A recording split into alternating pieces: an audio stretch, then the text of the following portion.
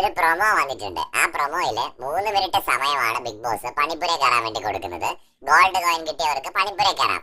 പക്ഷേ നെവിൻ എല്ലാവർക്കും ഇട്ട് പണി കൊടുക്കുന്നുണ്ട്. അതായത് നെവിൻ പണിപ്പുര കയറിയിട്ട് തിരിച്ച് ഇറങ്ങുന്നില്ല, അവിടെ തന്നെ നിൽക്കുകയാണ്. സോ ഇത് ഭയങ്കരപ്പെട്ട ഗെയിമാണ്, അല്ലെങ്കിൽ നെവിന്റെ എന്താ പറയാ മാസ്റ്റർ മൈൻഡ് ആണ് എന്നൊന്നും പറയാൻ പറ്റില്ല. ഇത് ശുദ്ധ പോക്രിത്തരമാണ്. കാരണം വീട്ടിലുള്ള മനുഷ്യരുടെ ഭക്ഷണത്തെ, അവരുടെ അവിടുത്തെ നിലനിൽപ്പിനെ ബാധിക്കുന്ന ഒരു കാര്യമാണ് ഈ ചെയ്തത്. ഇന്നലെ അനുമോള് ഒരു ക്യാരറ്റ് എടുത്ത് തിന്നതിന് വേണ്ട ബഹളം ഉണ്ടാക്കിയ വീട്ടുകാരാണ്. അവരുടെ മുഴുവൻ കഞ്ഞികുടി മുട്ടിക്കുന്ന പണിയാണ് നെവിൻ ചെയ്തിരിക്കുന്നത്. നമുക്ക് നോക്കാം എങ്ങനെയാണ് വീട്ടുകാരെ പ്രതികരിക്കുന്നത് എന്ന്.